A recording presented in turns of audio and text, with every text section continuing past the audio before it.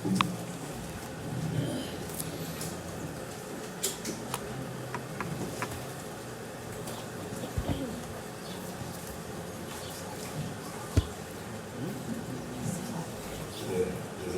bom dia a todos. Queria ler alguns versículos agora do Evangelho de Lucas, capítulo 22.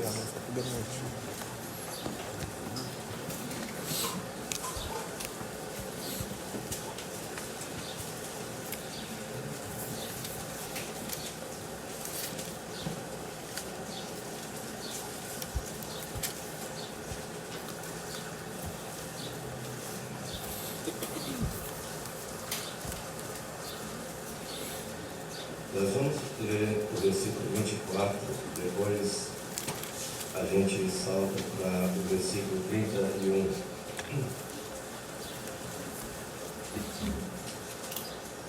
E houve também entre eles contenda sobre qual deles parecia ser o maior.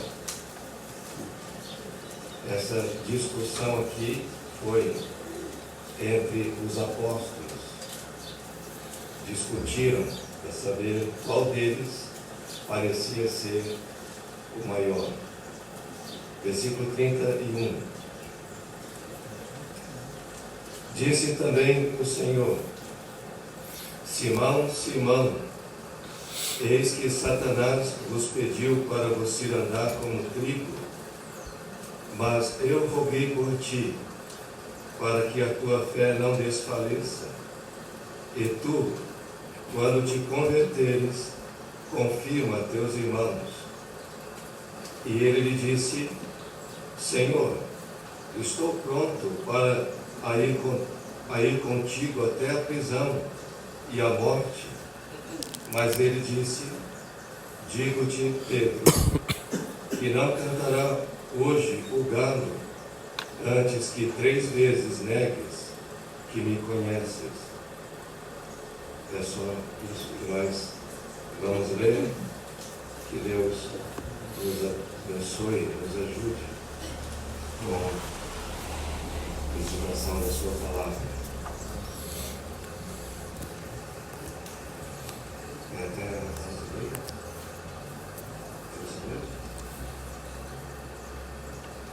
Bom, nós estamos chegando na nossa 6ª chamada. Agora para uma pessoa bem conhecida entre o povo de Deus, o apóstolo Pedro. Nós vimos ontem chamada para a Marta, e eu queria somente, eu não vou conseguir fazer o resumo de todas as chamadas, eu vou tentar pelo menos da chamada anterior, para quem não esteve ontem.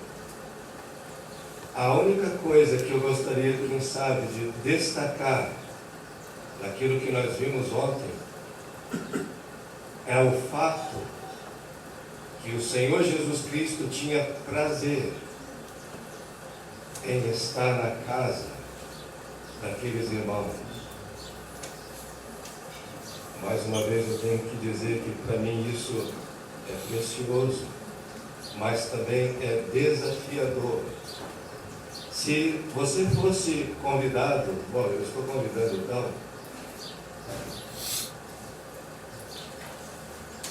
se fosse na minha casa, lá em Pirassununga, e entrasse, você viria bem na frente, na parede entre a sala e a cozinha. Eu escrevi uma placa ali. Coloquei um versículo bem conhecido. Eu e a minha casa serviremos o Senhor. Ficou muito bonito o quadro. Ele é bem grande, comprido. Todo que chega na minha casa consegue enxergar o quadro. Mas eu sempre penso, quando chega alguém Que responsabilidade viver em casa, conforme o que o versículo diz.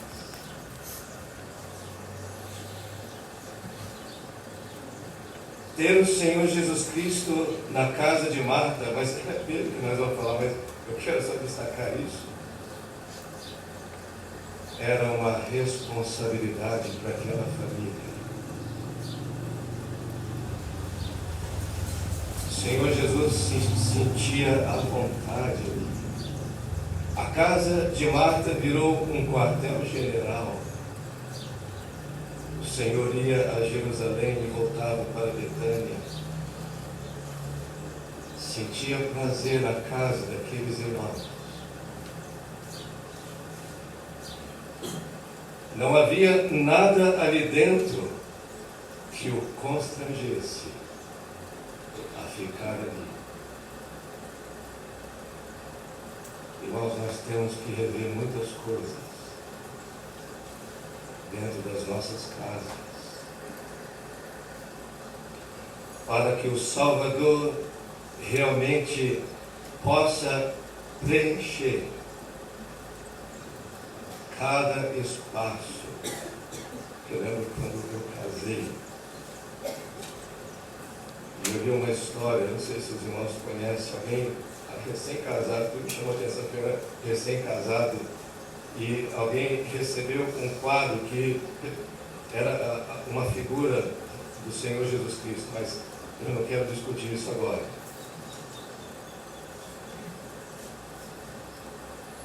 Aonde vai colocar? Na sala, melhor lugar. Vamos substituir isso por um versículo? Não estou me sentindo bem de falar da figura do retrato. Vamos colocar um versículo então, está melhor. Vamos colocar esse versículo então que fala do Salvador aonde? Na sala. Os primeiros anos foram lindos.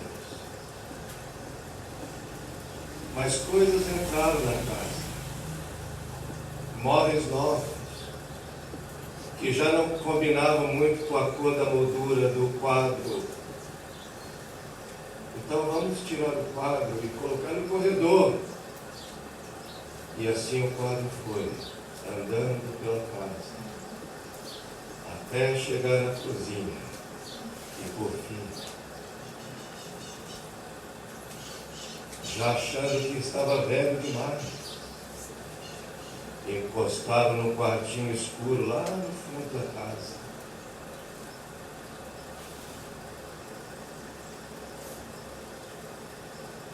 O Senhor Jesus tem prazer em estar em nossas casas. Ele ocupa o lugar central. Somente para encerrar esse assunto. Eu tenho um quadro lá em casa. Eu sempre falo sobre ele, porque todo dia eu o vejo e ele fala comigo.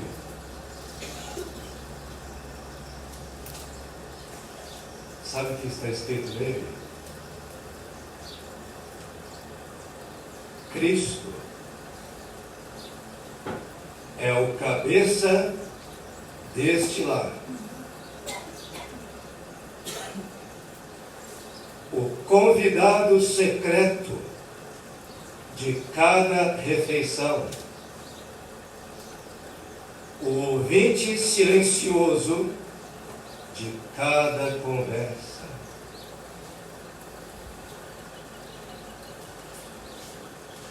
Se nós tivéssemos colocado semana passada um gravador de voz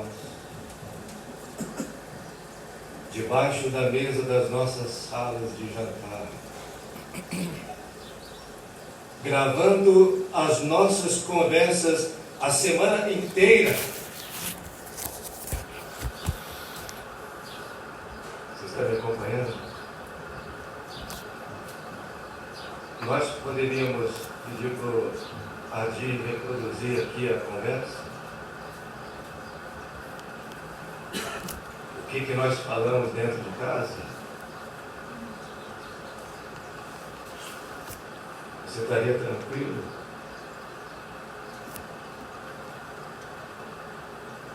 aqui é uma coisa, lá em casa tem que ser a mesma coisa. Eu poderia até dizer que nós poderíamos inverter, e o que nós somos em casa deve ser refletido aqui.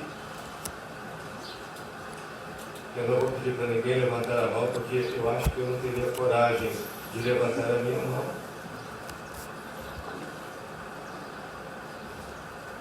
Mas se alguém tem coragem, ore por mim.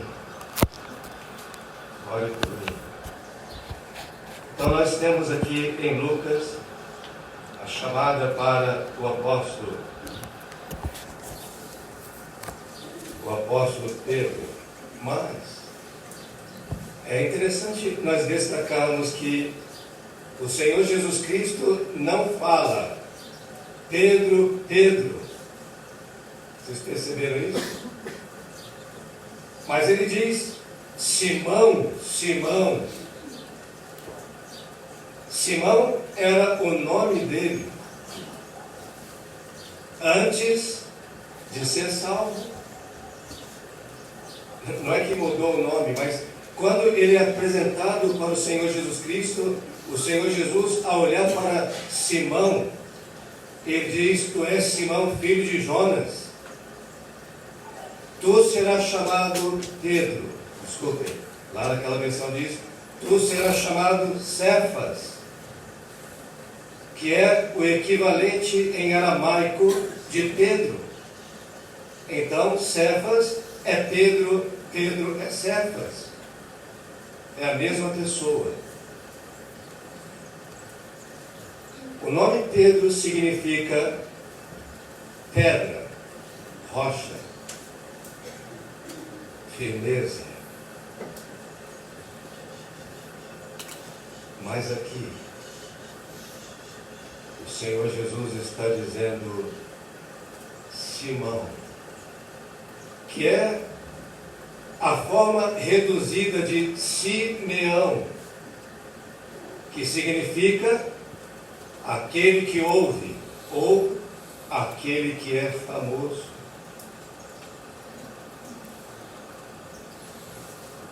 Por isso ali no versículo 24, aquela discussão entre os apóstolos, para saber quem dentre eles era o maior. E sempre que eu vejo esse versículo e lembro e penso naqueles apóstolos discutindo, e isso depois de reuniões importantes com o Senhor Jesus, surgiu uma discussão, quem entre eles seria o maior? Parece que o Simão ganhou. E se o Simão ganhou, o Pedro perdeu. Mas é a mesma pessoa, sim. Mas o Simão fala daquela parte carnal. E quando a carne avança, o Pedro espiritual vai cair. E é o que vai acontecer com Pedro. A sua queda está bem próxima.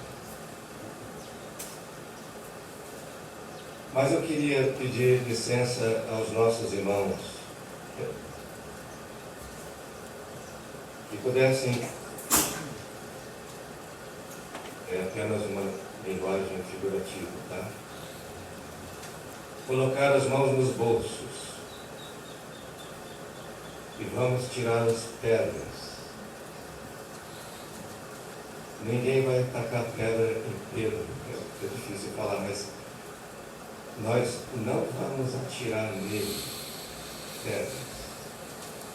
E para garantir, poderíamos colocar a mão para trás.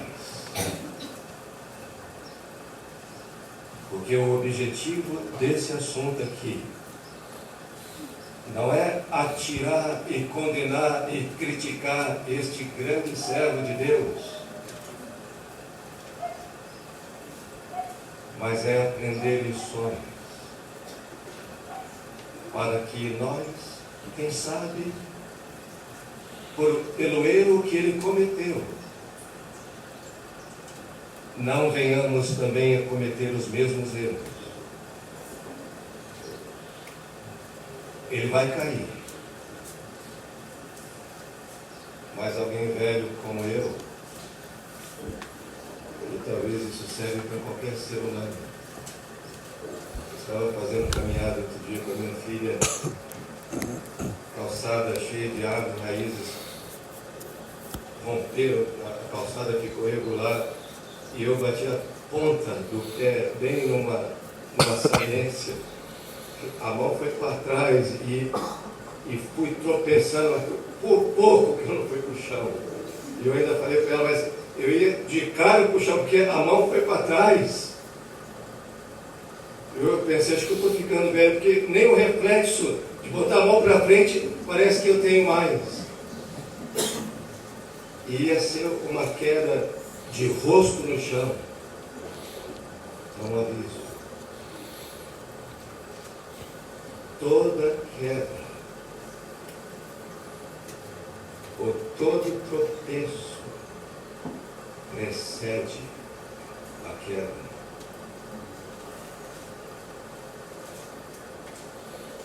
Aquela falta das reuniões, aquele desinteresse, aquele abandono, aquela falta de oração e aquelas coisas que parecem ser pequenos tropeços que vão determinar, quem sabe, uma queda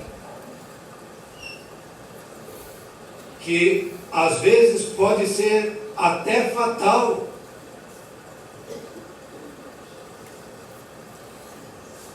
E Pedro vai cair. Mas eu quero considerar o fato de que o agente que vai ajudar a queda de Pedro, vai empurrar, é o diabo. Irmãos, é por isso que eu pedi para que nós não atirássemos pedra em Pedro. Eu não estou aliviando e nem desconsiderando a falha dele, que vamos ver daqui a pouco, mas eu quero que nós consideremos que o agente que o colocou na descendente para a queda foi Satanás.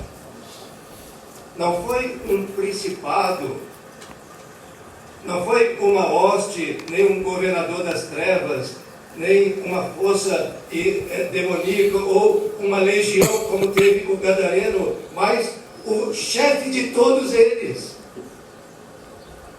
o líder, o maioral de todos, ele mesmo, Satanás, pediu a Pedro e aos apóstolos para se andar como filhos. A exemplo de Jó. Lembra da história de Jó? E a exemplo do próprio Salvador, quando Satanás veio para tentá-lo 40 dias no deserto. O número 40 fala de provações. Mas vamos considerar então essas coisas que aconteceram para Pedro. Alguém está tranquilo para a gente continuar? Podemos avançar? Beba um pouco de água e você vai dar uma pegada nos olhos. E nós vamos nos ajudando aqui. Eu quero considerar algumas coisas que o Senhor Jesus fala, e nós vamos avançar. Se eu sentir que eu vou cansar, eu paro. Mas o Senhor Jesus diz algumas coisas, aparentemente parecem coisas ruins, mas vindo da boca daquele que é manso e humilde de coração, misericordioso, cheio de graça e de verdade, nós vamos colher e vamos perceber que as palavras do Senhor Jesus Cristo para Pedro, elas vêm carregadas de tanta esperança e de tantas bênçãos. Vamos começar. Simão, Simão, Satanás vos pediu, não apenas a Pedro, mas a todos os apóstolos, ele vos pediu para vos cirandar como trigo. O que é isso? Cirandar. Eu acho que vai ter irmãos aqui que sabem melhor do que eu. Por falar da flecha, veio duas irmãs e me ensinaram, olha, é dessa maneira. Eu fiquei feliz e é isso mesmo. Mas também veio a Clarice de 6 anos e falou, olha, eu tenho arco e flecha e é dessa maneira. E nós estamos contentes com todas essas contribuições. Então, o que é cirandar? Depois os irmãos me ajudem se eu estiver errado. Cirandar o trigo seria, peneirar o trigo, é fazer a separação da palha e do grão. Você vai encontrar então um ambiente aberto, onde tem uma ventilação, um vento, você joga para cima aquela mistura de grãos e palha, jogou para cima, o vento sopra, a palha que é mais leve e os grãos caem na peneira. É isso? É mais ou menos? Se for alguma coisa mais, depois os irmãos me ajudem, eu posso até, quem sabe, retransitir. Mas a essência da peneira seria essa. E Satanás vai pedir os apóstolos para cirandar, peneirar, é a mesma coisa, como trigo. Porém, a peneira de Satanás é injusta. Os seus movimentos são sem misericórdia. Ele vem para matar, para roubar, para destruir. E ele tem a tendência, e esses são os seus modus operandi de operação. Joga para cima. O que foi para cima, vem de novo para baixo. Ele agita no meio da sujeira, porque ali aonde ele faz o peneiramento não tem sopro de misericórdia nem da graça de Deus. E a sujeira é peneirada juntamente com o trigo e novamente joga para cima. E vem para baixo, e essa ciranda caíram os apóstolos. Para baixo e para cima, uma vida que sobe e que desce, uma vida instável. A vida cristã não deve ser assim. Uma montanha russa. Hoje eu estou bem, irmãos. Estou 80. Amanhã eu estou desanimado. Isso não é bom. Você sabe? Você está sendo cirandado. Cirandado. Eu lembro de um irmão, quase não vinha às reuniões. Ele me falou, não estava nem no 8, ali, quase no 0. De repente lia um artigo enchia o peito de disposição e passava dos quase 99 com muita disposição. E até chegava, olha, eu vou ler o artigo que me ajudou. Não demorava muitos dias. Cadê ele? Sumiu de novo. E às vezes depois voltava animado. Eu acho que não deve ser assim. E Pedro caiu nessa ciranda. Eu quero dizer para os irmãos aquilo que nós já comentamos alguns dias atrás.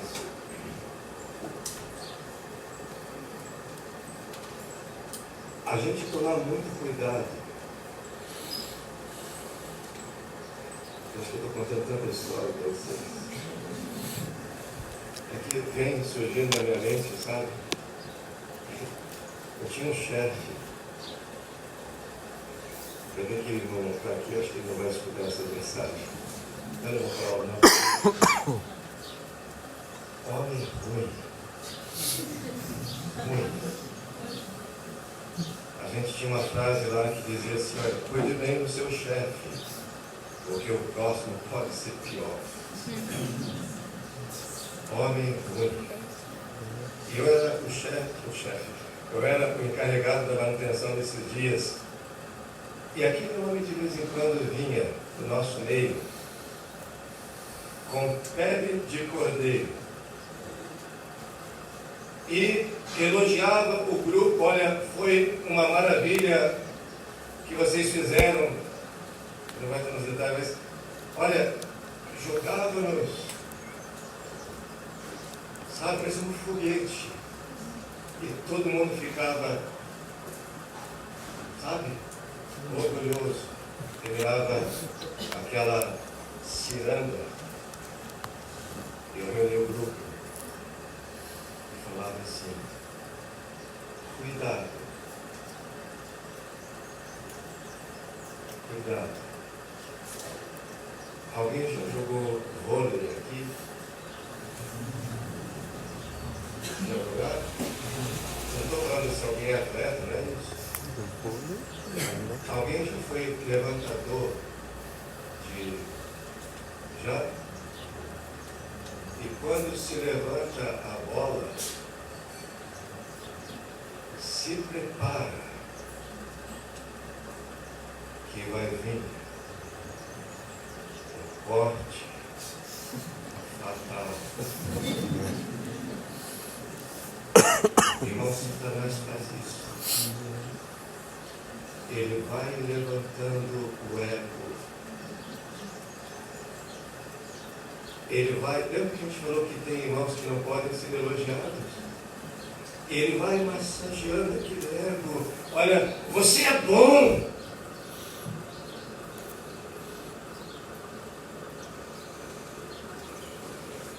Nunca vi igual. Que potencial que tu tens. E a pessoa vai crescendo naquilo, vai gostando, que a carne gosta.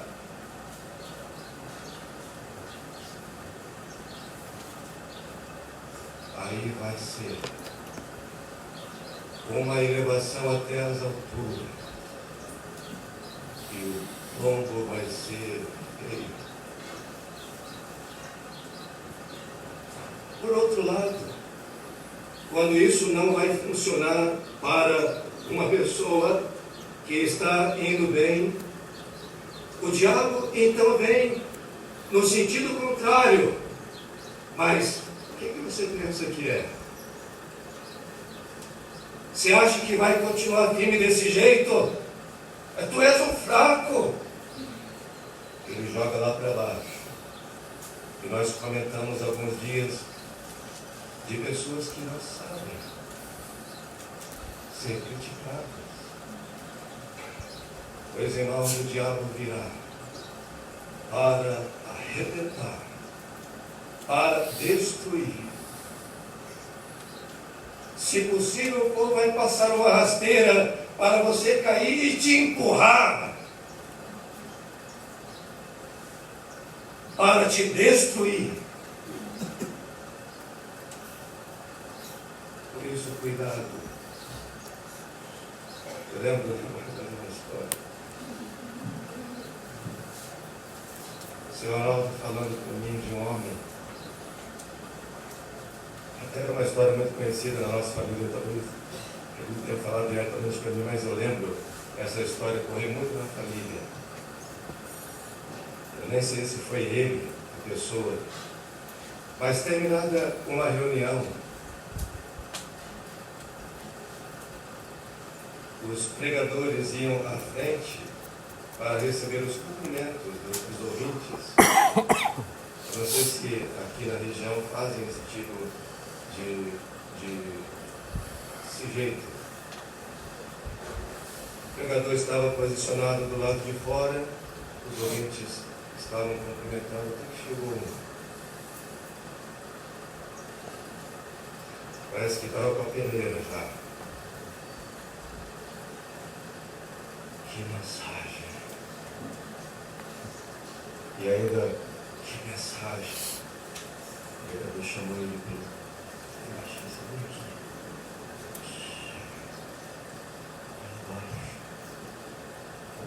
porque o diabo já me sussurrou em seus ouvidos.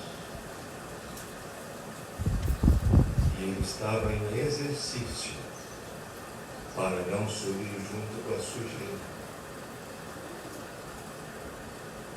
Irmão, é um exercício. Porque se nós estamos dando alguma coisa para alguém, Senhor, das tuas mãos eu tirei. Não é meu, é teu. Por isso a Bíblia diz: dá glória a Deus. Mas eu vou ter que seguir mais rápido.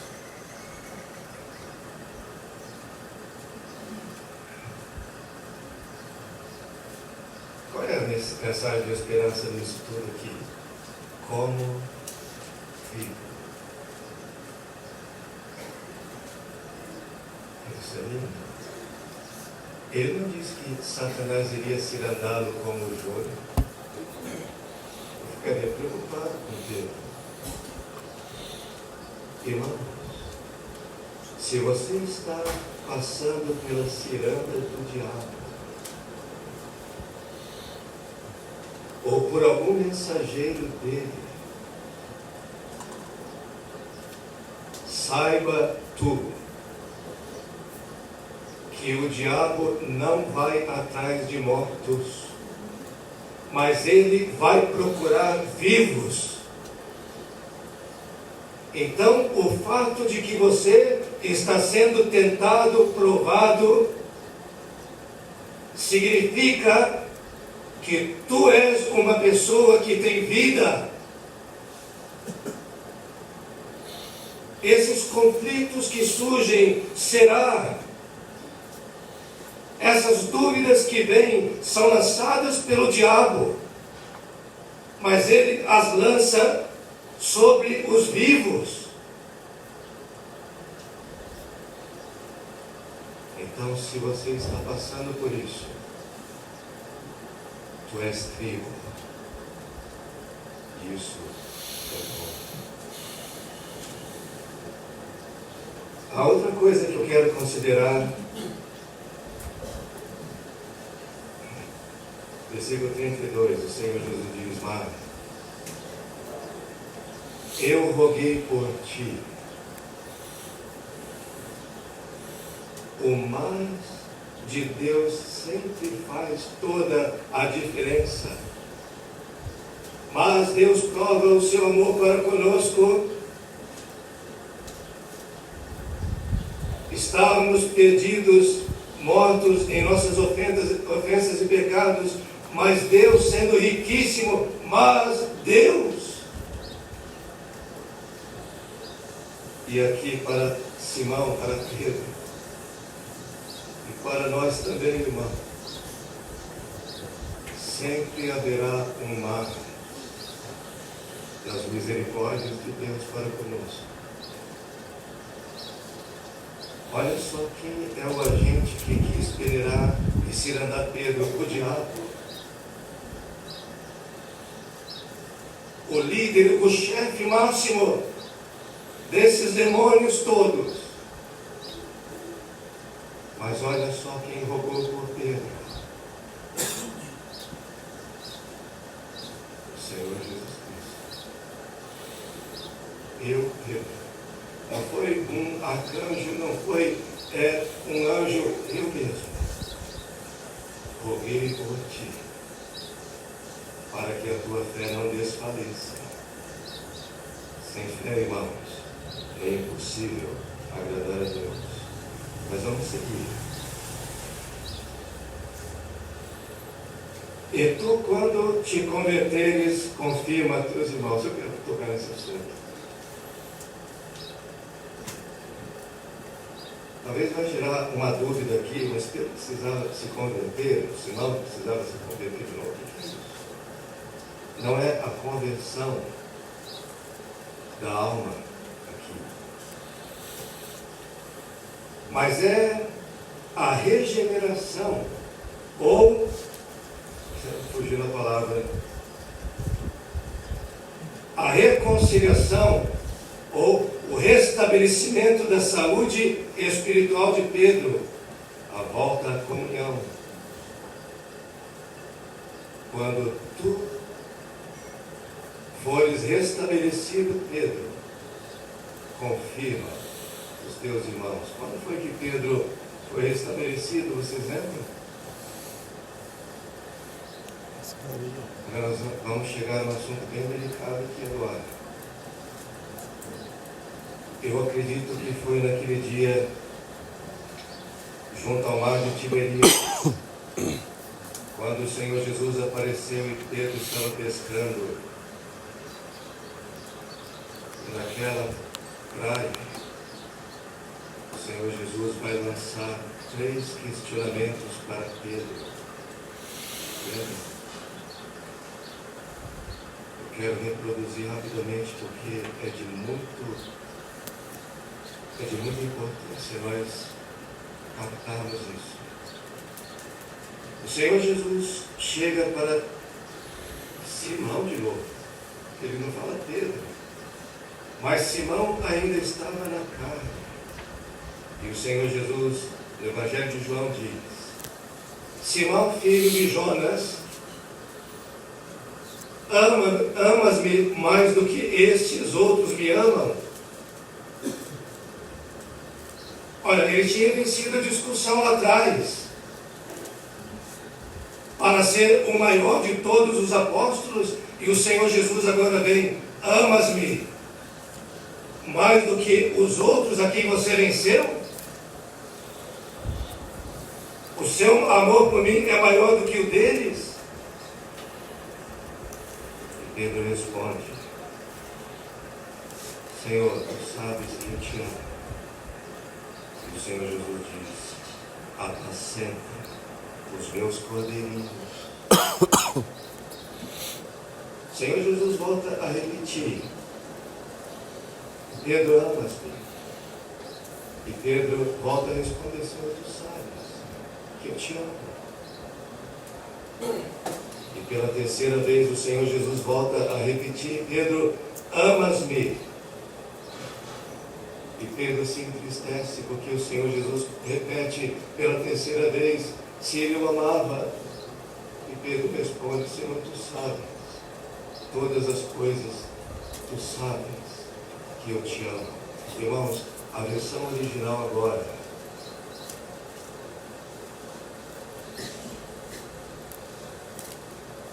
o Senhor Jesus perguntou para Pedro pela primeira vez.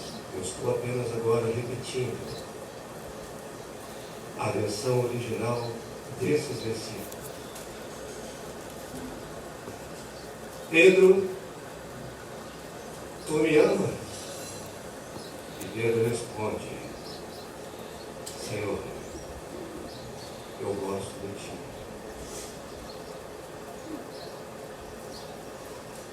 O Senhor Jesus pergunta novamente: Pedro, tu me amas? Ele responde: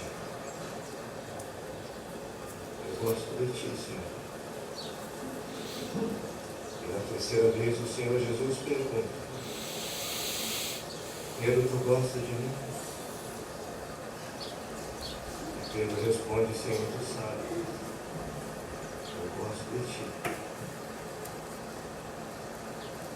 Irmão,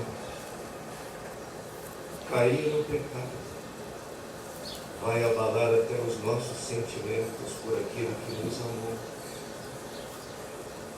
E o fato de que nós não estamos vendo muitos apegados à obra de Deus nas suas igrejas é o fato de que talvez estejam tão desanimados e tão fracos. E os seus sentimentos talvez em níveis tão baixos. E tem que dizer como Pedro: eu gosto. Quando deveríamos dizer: Senhor, eu te amo.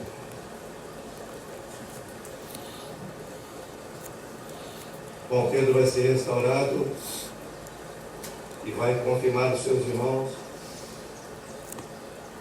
Eu vou ter que acelerar um pouquinho, irmãos. Atos capítulo 2, e nós temos a história de um Pedro restaurado. Que homem! Que homem! Que diferença! De um homem que agora está cheio do Espírito Santo, restaurado, ele pode agora levantar a sua voz e dizer para aquele público: esteja, pois, certa toda a casa de Israel, que é este Cristo que vós crucificaste, Deus o fez Senhor e Cristo. E ele vai testemunhando e confirmando os seus irmãos. 5.000 pessoas batizadas, quem sabe, pela iniciativa de um homem cheio do Espírito Santo e cheio do amor para com o seu Salvador. Não era mais aquele Pedro que apenas gosto, mas era um Pedro que poderia dizer agora: como deixaremos de falar das coisas que temos visto e das coisas que temos ouvido? Ali estava um homem que ama o seu Senhor. E por fim, canto do galo.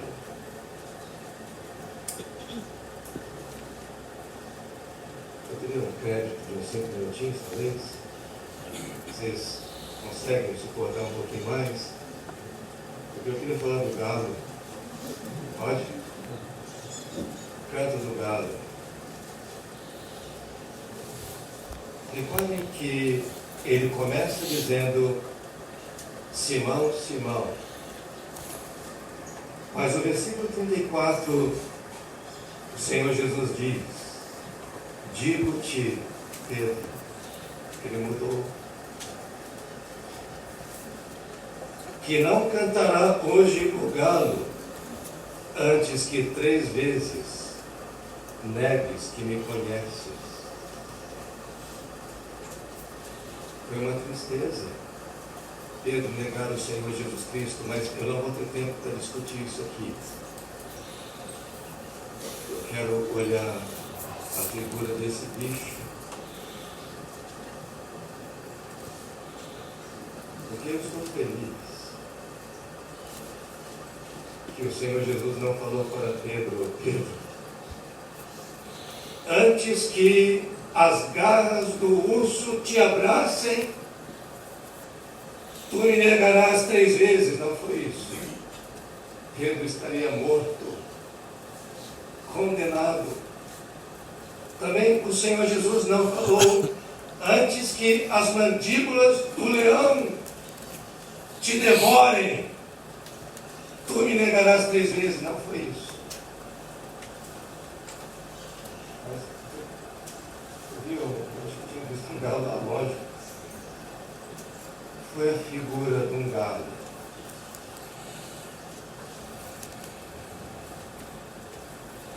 Não tem garras. E vamos dizer que ele não é um bicho que mata o ser humano, que ataca. Irmãos, o que faz um galo?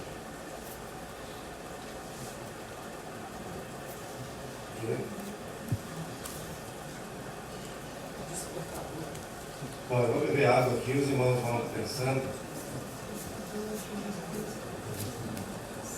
Que lugar faz? Agora, gente, porque anunciou um novo dia, o despertar de um novo amanhecer, o raiar de um novo dia, nova esperança. Ele canta para nos despertar para novas oportunidades. E aconteceu com Pedro. O galo vai cantar. O Evangelho de João, no seu começo, tem algo muito lindo. O resto tudo é lindo. Mas o capítulo 1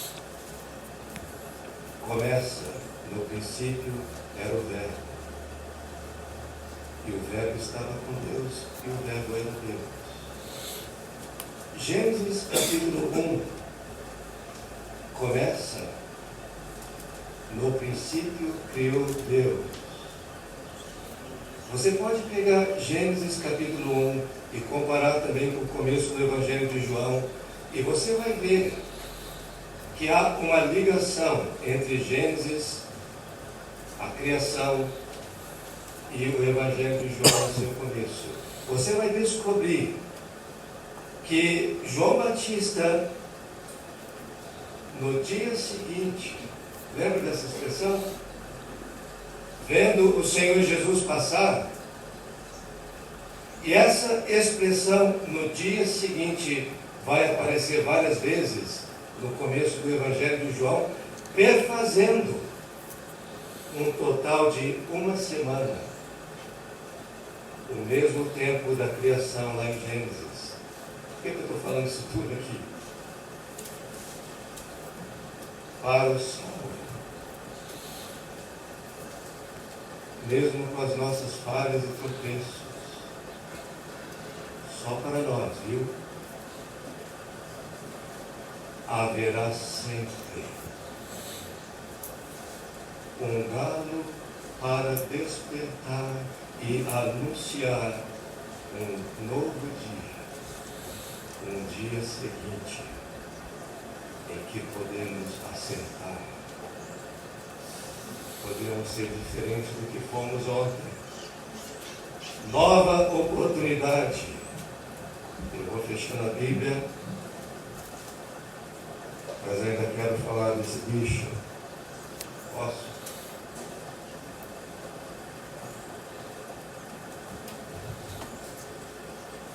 Quando eu era criança, devia ter mais ou menos uns 7, 8 anos de idade, adquiri a minha primeira galinha. A gente não tinha as tecnologias e eu sou grato a Deus por isso também. Eu podia criar meus bichinhos, eu gostava daquilo, viu? Comprei uma galinha mais baratinha que tinha, toda pretinha. E aí eu fui negociando, fiquei contente uma vez que eu consegui uma galinha maior, vermelha, dos pintinhos tão lindos. E eu lembro que todos eles gostavam daquilo. E eu estava vendo no começo da conferência, das reuniões aqui, tinha 2 meninos brincando com galinha, não sei se alguém viu isso aqui, estava junto. Eles estavam brincando com galinha ali, e eles estavam imitando o canto do galo. Eu nunca contei isso para ninguém, tá? Mas aquilo me arremeteu para os meus dias de criança. Eu fazia a mesma coisa, só que eu fazia diferente ainda. Eu subia na cadeira e porque o galo, antes de cantar, o que ele faz antes de cantar? Alguém lembra? Ele bate as asas, mas com força. E eu subia na cadeira e batia. E você pode imaginar uma criança. E eu imitava o canto do galo. Eu gostava daquilo. Mas antes de cantar, ele bate as asas com força.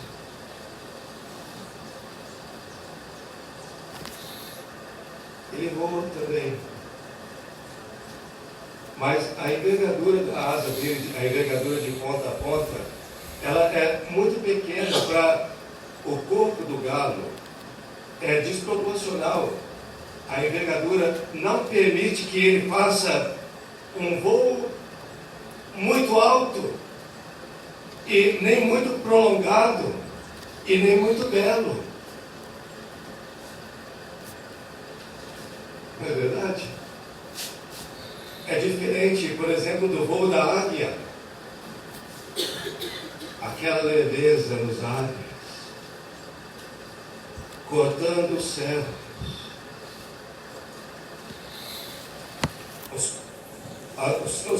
Os bichos que elas comem nem percebem de tão alto e elevados que as águias voam. Aquele voo elegante, asas abertas, a envergadura linda. Mas o galo,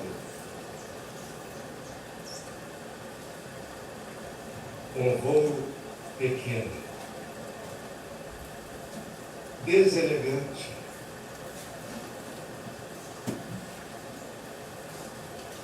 não muito alto, mas o suficiente para livrá-lo da hora do aperto. Ele conseguirá, com aquele pequeno voo e batida de asas, escapar de um predador, que seja o urso, que seja o leão, que seja quem for. Ele consegue, pelo menos naquele momento, até do fogo,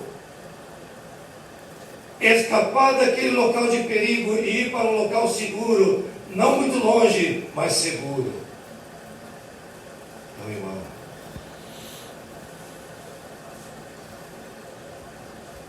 quando tu estiveres em situação de perigo,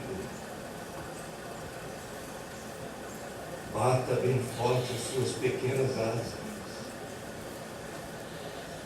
mas saia dali, mesmo que seja de uma maneira mal educada, deselegante, e nem que seja uns metros depois, mas saia,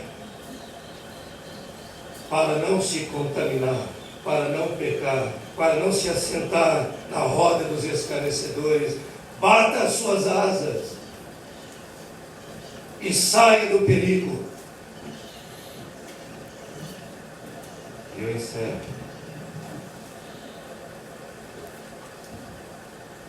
Vem chegando o dia em que aqueles que esperam o arrebatamento do Senhor subirão com asas como que de águias,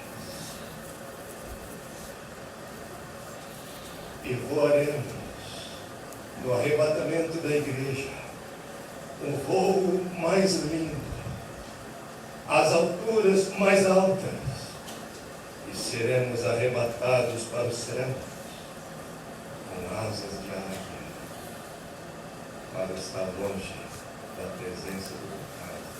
Deus abençoe.